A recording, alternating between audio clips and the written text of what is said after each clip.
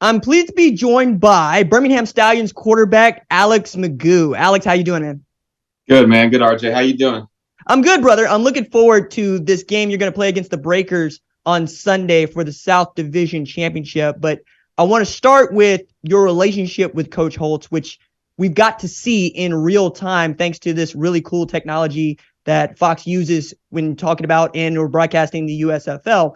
But in between snaps, he's asking you what you like and how you feel about the plays, which is a conversation I'm sure you guys have before the game is going on. But what's it like for you to have a coach who is that interested in whether or not you feel good about what he's going to call? Yeah, that's like a main reason why I'm so confident. I feel like is because Coach asks me, all the time, hey, what do you want here? This is what they're doing. So like, what do you like against it? Or even if like sometimes Jace is like, I'm beating this guy so bad on an end. So I'm like, okay, I want this play because Jace is saying that he wants this. So I'm trusting Jace and it's just like he's playing to the players. And I think that it really just instills confidence in us and it just makes us want to go out there and play even harder.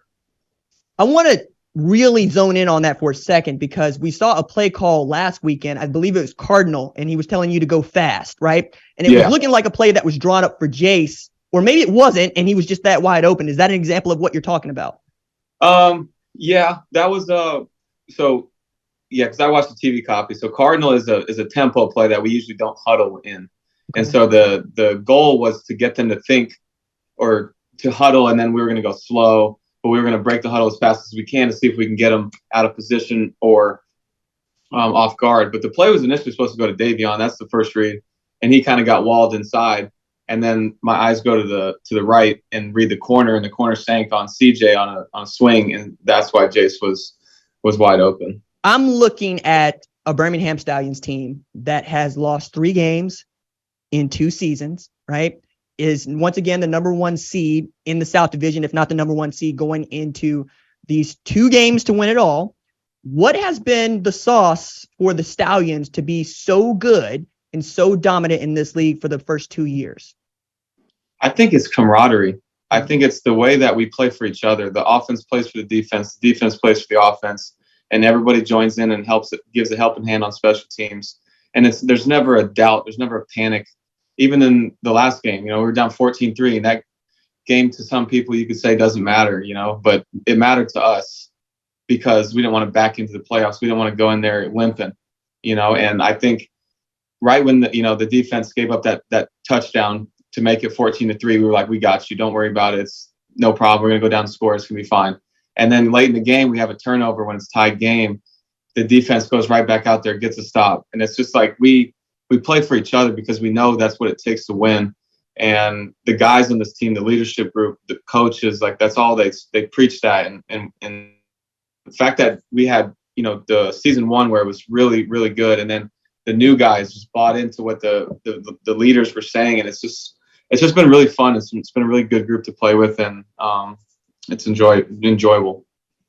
Coach Holtz put it to me this way with this new group of guys coming in. It's, hey, guys, we're not teaching addition and subtraction this year. We're teaching multiplication and division. Yep. Okay, you're going to have to play catch up.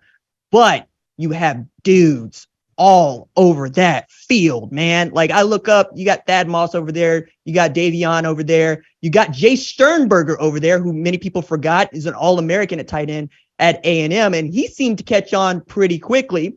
And when I asked Coach Holtz about that, he's like, well, he needs to talk back to his quarterback or give credit back to his quarterback, because if Alex didn't teach him the offense, I probably don't get to play him because he's still out there learning on the fly. So knowing that you got a guy like that, how do you take your time and make sure that he's set up to win and he can come back to you with that positive feedback like, I am beating this man in front of me.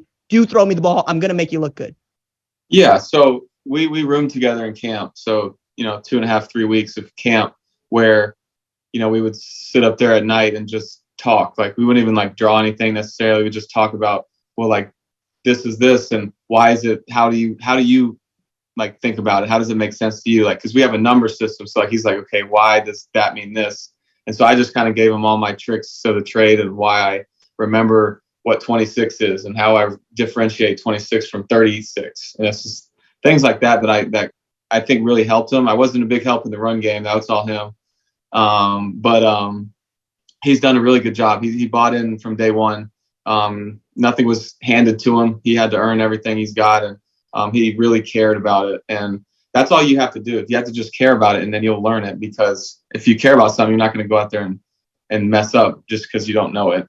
You care too much about this game and the guys around you that you're going to make sure you learn it. And everyone's done that. Perhaps that's something that Coach Holtz needed to show, or needed you to show, because we're talking about you more or less splitting time with J'Mar Smith last year, even playing some wide receiver in the championship game, which I still love. It's one of my favorite anecdotes about this league is we got a guy out here who so wants to be on the team and plays quarterback. He says, put me at a wide receiver. We have a need. And you're out there and you're trying to make it happen. And then J'Mar goes down and you get to take over the job in a very real way, but you also are given the role of leading the team, right? And some of that is how you are associating with other players, but a lot of that is you making a bad play look good. And I want to get at that for a little bit, but I want to start by asking, what do you think Coach Holtz saw when he said, I need to go get that guy because I saw him torch my team when I was at La Tech, and I've seen him live. I feel like that's a good quarterback for us, and go from there. I mean, whatever Coach saw, I appreciate it. But I mean, I did play him in college a couple times, and I had some good games. Their team beat us pretty bad both times, so we were having to throw the ball the whole game just to keep up with their offense. And he says torch. I mean, I had like 270 yards against them. It's not like I had 400 each. But what was your rest of your question? I'm sorry. No, I'm asking, how do you know that he's going to allow you to freelance when you need to? Like when the play breaks down, you're the best quarterback in the league. Knowing that that's what you got, you probably don't always want that guy to be running around as much as he does, but he trusts you to make those decisions. Yeah. So he always just preaches, go through the reads, trust the plays. And then he just says, do you? Sometimes you got to do something that I don't want you to do. But I think it's a time and place for it. Like sometimes where if I force a run, if I force a scramble, then I'm mad at myself because I try to be Superman sometimes. And that's what we talk about. Like, don't be Superman. Or he just has to say one word, Superman. And I know what he's talking about. And I just have to kind of slow my mind down and go through my reads. But sometimes I look forward to somebody messing up, and then I have to do something. But no, I really have to just trust my guys, trust the line. My line has done a great job, because sometimes they have to block for 6-7 seconds, and they bust their tail, and I can't say enough good words about them, because most of the sacks I've had this year are on me, because I'm trying to extend a play, and they're doing a really good job, especially the past 2 weeks. I think we have 0 sacks in 2 games. So they're doing really good. But yeah, Coach he just tries to reel me in a little bit. Like sometimes I'll pull the ball when I don't need to, and he gets mad at me. But other than that, I just kind of try to make plays when they're there. And you do. And again, that's one of the reasons why I think the Stallions team has really come together, is your ability at quarterback. But again, you had the opportunity to grow into the role. I might also add that if the head coach at Old Dominion while you were at FIU was the head coach for the Birmingham Stallions, he might have traded up to go get you, because you went for 300, I want to say, in back-to-back games against them. Okay. I was like, he torched somebody way worse than that. Yeah, the Old Dominion. I think 2 years in a row I had like over 300 against them. It's a team you like beating. It's a team you really like beating. But also we're looking at you growing into this, right? You grew into that role at FIU, and you've grown into this role as the starting quarterback and the unquestioned leader of that Birmingham Stallions team. But is that the biggest difference for you in USFL play over the last 2 years? Or do you see the game slowing down for you, as I continue to hear from most players that the caliber of player just went up a few notches, even in this season, and they expected to do it again? What's the biggest difference for you in the USFL this year?